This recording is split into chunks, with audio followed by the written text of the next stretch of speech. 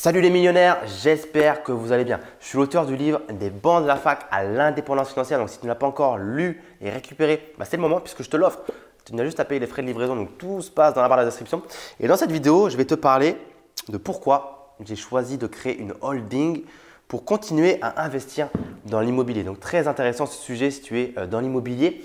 Donc avant qu'on commence cette vidéo, comme d'habitude, clique bien sur le bouton s'abonner pour recevoir toutes les prochaines vidéos parce que je sais que tu regardes mes vidéos mais que tu ne t'abonnes jamais. Donc abonne-toi à la chaîne YouTube, c'est vraiment pour moi une forme de soutien.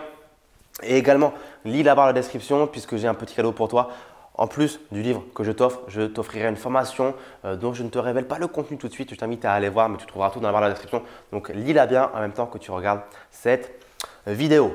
Donc pourquoi j'ai choisi de créer une holding immobilière pour continuer à investir dans l'immobilier. Donc tout d'abord, peut-être on va éclaircir quelques termes. Qu'est-ce qu'une holding immobilière? Une holding, déjà, tout simplement, c'est, comment te l'expliquer très simplement?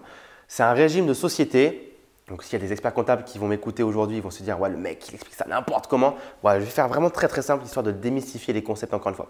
C'est un régime de société mère-fille dans lequel vous avez une société mère à la tête qui va détenir des sociétés filles.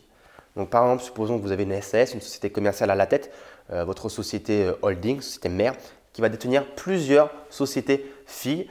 Dans quel objectif? Dans l'objectif de la circulation des bénéfices.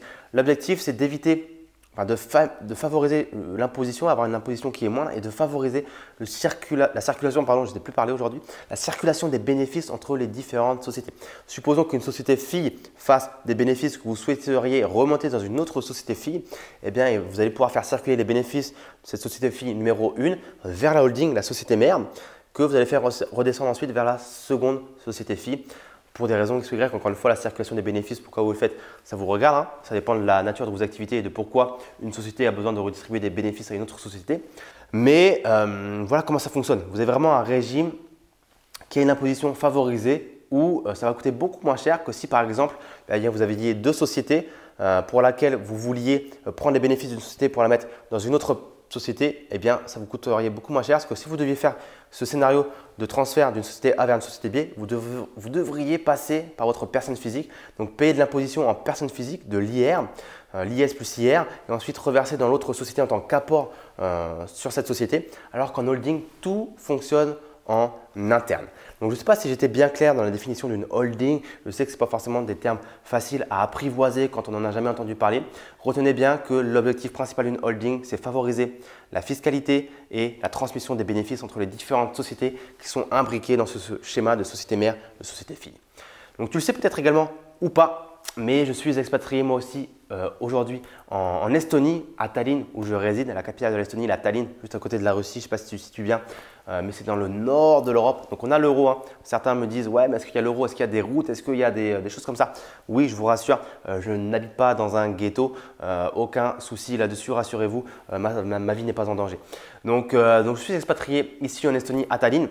Et eh bien, ça peut poser des problèmes pour continuer d'investir en France. Tout simplement parce que je suis passé du statut d'étudiant en France, ensuite entrepreneur en France, ensuite expatrié à l'étranger en Estonie. Donc forcément, pour un banquier, vous avez vu d'autres de mes vidéos où je parle de comment ça fonctionne une banque, eh bien, je suis entre guillemets la bête noire des banquiers. Puisque en tant qu'étudiant, je n'ai pas de revenus, donc je n'intéresse pas les banquiers.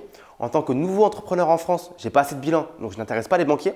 Et en tant qu'expatrié en dehors de France, eh bien, je suis entre guillemets insaisissable, je suis loin de eux et donc je n'intéresse pas les banquiers parce que je peux potentiellement leur faire peur.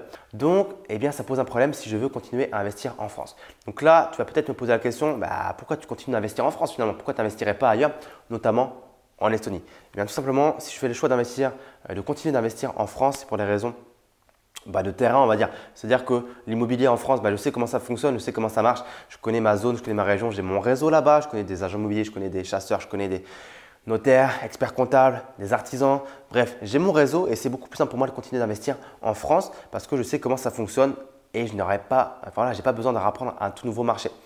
Également, ce qui est très intéressant en France, c'est qu'on a l'effet de levier. On peut emprunter de l'argent aux banques pour investir dans l'immobilier. Chose qui est relativement unique puisque partout ailleurs en Europe, l'accès au crédit pour investir dans l'immobilier et recourir à cet effet de levier n'est pas forcément aussi simple que ce qu'on peut connaître nous en France, où en France, des fois, même souvent, on n'est pas obligé de mettre d'apport, alors que dans beaucoup d'autres pays européens, on va à minima devoir mettre un bon billet en apport. Donc ça également, c'est une grosse nuance.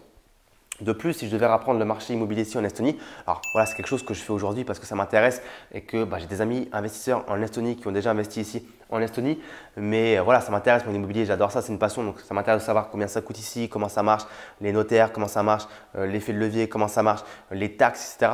Donc je connais comment ça marche ici, mais je n'ai pas forcément tout le réseau et je n'ai pas forcément la même familiarité avec ce marché, je suis moins à l'aise. Donc c'est pour ça que je choisis de continuer d'investir en France également. Donc c'est pour cette raison que j'ai choisi donc du coup de créer une holding immobilière, donc une société, une structure qui va détenir plusieurs sociétés filles et ces sociétés filles vont investir dans l'immobilier, dans des immeubles de rapport. Donc pourquoi j'ai fait ce choix? Tout simplement pour les différentes raisons que je viens de t'évoquer à l'instant, mais également c'est parce que je vais m'associer avec des personnes qui ont donc des statuts en France. Donc je ne suis pas en train de te dire que je n'ai pas de statut, que je suis un SDF ici en Estonie, pas du tout. Mais pour les banques en France, en tout cas, je suis personne.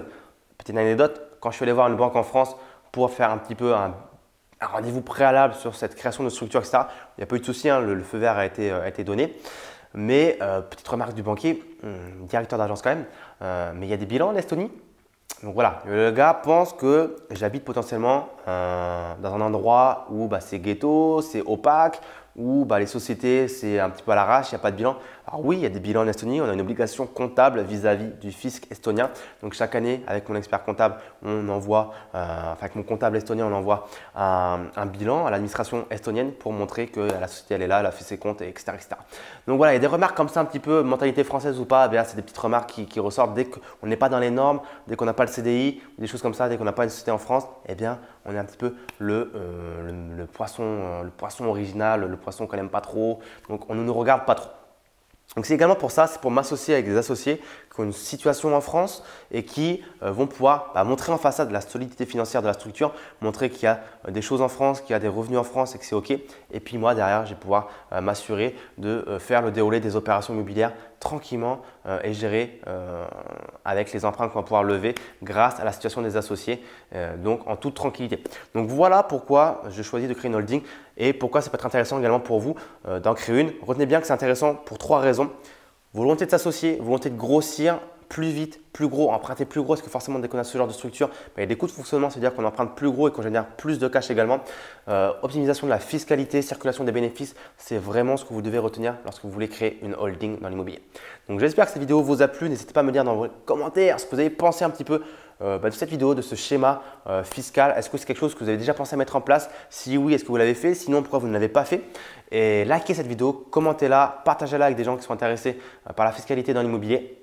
Et voilà, si vous êtes débutant et que vous regardez cette vidéo, vous êtes peut-être un petit peu perdu, vous vous dites ouais Raph, je comprends que c'est intéressant, que c'est bien pour grossir, pour scaler, mais là tu m'as un petit peu perdu dans ces notions. C'est normal, au début on ne crée pas ce genre de structure parce que c'est trop gros en termes de coûts de fonctionnement et ça implique quand même des choix qui sont raisonnés. Donc c'est normal, mais en tout cas si vous êtes débutant et que vous souhaitez investir dans l'immobilier, lis bien ma barre de description puisque j'ai un programme qui s'appelle l'école de l'élite financière dans lequel entre autres j'ai un module consacré à l'immobilier dans lequel je t'apprends à investir dans l'immobilier de A à Z. On va définir ton projet ensemble et je vais te montrer comment trouver une bonne affaire, comment la négocier, comment la financer, comment gérer les travaux, comment mettre en place un locataire, comment ça se passe chez le notaire. Bref, je te montre tout jusqu'à la fiscalité et la comptabilité. Donc lis bien ça, c'est assez dense comme programme, il y a à peu près 30 heures de formation. Donc à la fin, tu seras entièrement capable d'investir dans l'immobilier et je serai là avec toi via le groupe Facebook pour t'accompagner dans ton opération si besoin et avec tous les autres membres.